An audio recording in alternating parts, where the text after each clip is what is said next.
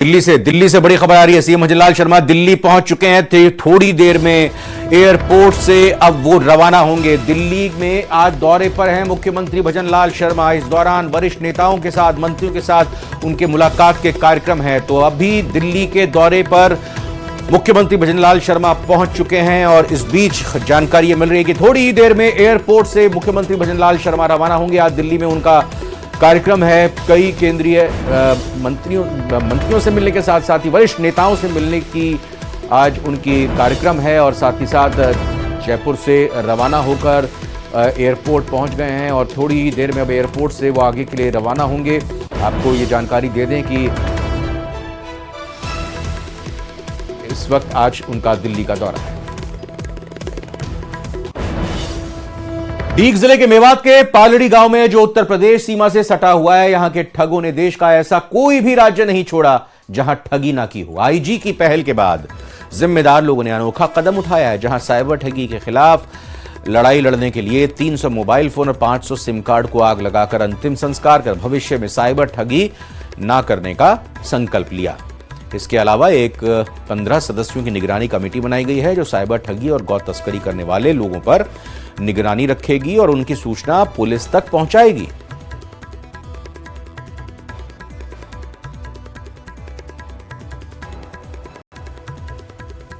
सकवास के ब्रिलियंट सरपंच भोजी जी और ग्राम बस्ती के हमारे सब युवा टीम बुजुर्ग हम आश्वासन दे चुके हैं पहले भी। कोतवाल साहब, पत्रकार महोदय, पूरी चैनल पर, क्योंकि हमारे पूरे गांव ने नियम धर्म से और सत्य तो आवाज पे यहाँ सभी बस्ती के बुजुर्ग युवा टीम ने सभी सिम और मोबाइल अपनी सत्यता के आधार पर हम इस क्राइम को रोकना चाह रहे हैं, क्योंकि ये आफत अमीर गरीब और अच्छे बुरे सब पे पड़ रही है। कोटपुतली के पावटा इलाके के भांकरी गांव में वृद्ध व्यक्ति की मौत के बाद अंतिम संस्कार के लिए परिवार वालों को करीब 4 घंटे तक इंतजार करना पड़ा, जिससे नाराज परिजन और ग्रामीणों ने दूसरे पक्ष पर रास्ता बंद करने का आरोप लगाते हुए विरोध जताया। दरअसल वृद्ध व्यक्ति की मौत हो जाने पर उसके शव को अंतिम संस्कार के लिए शमशान ले जाते समय शमशान वाले रास्ते के मेन गेट पर ताला लगा मिला। काफी देर तक इंतजार करने के बाद भी ताला नहीं खोला गया, जिसके बाद शव यात्रा में शामिल होने वाले लोगों ने आक्रोश जाहिर किया। इसके बाद मौके पर पहुंची पुलिस ने मामले को शांत कराया और करीब 4 घंटे की जद्दोजहद के बाद परिजन शव का अंतिम संस्कार करने पर राजी हुए, जिसके बाद अंतिम संस्कार किया गया। ढाणी पीलीपाड़ में जो ग्राम भांकरी के हमारे बहुत ही पुराना मंदिर है गोपालदास जी महाराज का, उनके पास ही हमारे शमशान है हजारों साल से। उन शमशानों में जाने का एकमात्र रास्ता है। उस रास्ते को ताला लगाकर इस ढाणी के जो लोग हैं, जिनमें सोनाराम जी पलसानिया, जले सिंह जी पलसानिया, महेंद्र जी पलसानिया और इनके ढाणी के सभी लोग,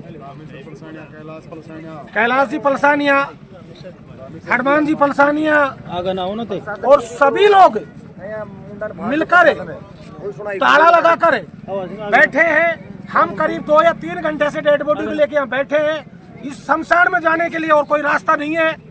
और जयपुर से बड़ी खबर आ रही है, आपको बताते हैं। शिक्षा विभाग ने बड़ा फैसला लिया है। 169 विद्यालयों को 169 स्कूल्स को निरस्त कर दिया है, कैंसिल कर दिया है।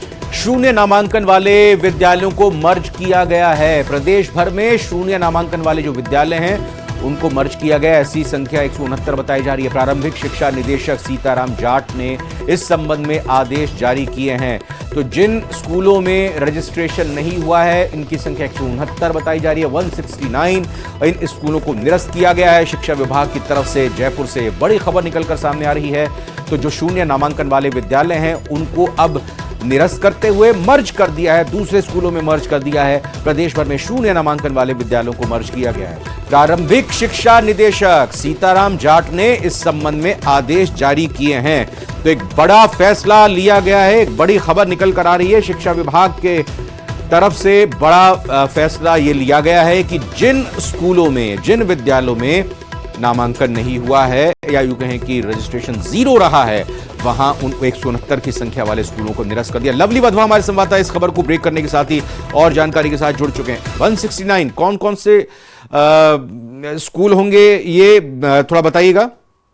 देखिए, प्रदेश के अंदर कुछ स्कूल्स ऐसे थे जो एमएलए की सिफारिश पर या स्थानीय जनता की सिफारिश पर खोले गए थे, लेकिन वहां पर जो रजिस्ट्रेशन था, जो पंजीकरण थे, वो नहीं हो पाए। उसका कारण ये था कि 2-2, 3-3 किलोमीटर के और कुछ किलोमीटर के दायरे में ये स्कूल जो थे रेडियस में वो थे।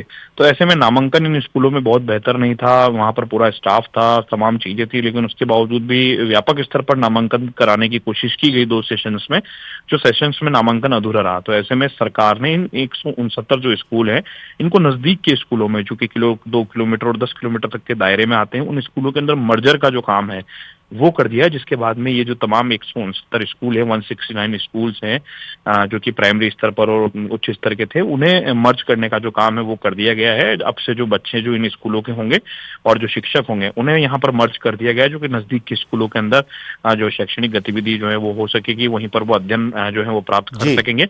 अभी सरकार के स्कूलों की छटनी कर रही है, सरकार स्कूल की शिक्षा व्यवस्था को थोड़ा बेहतर बनाने की कोशिश कर रही है। तो ऐसे में विभाग ने ये बड़ा कदम उठाया है और स्कूल को मर्ज करने से जहां तक एक अतिरिक्त आर्थिक भार भी रुकेगा और बच्चों को अच्छी एजुकेशन मिलेगी। बहुत बहुत धन्यवाद लवली वधवा आपका इस खबर को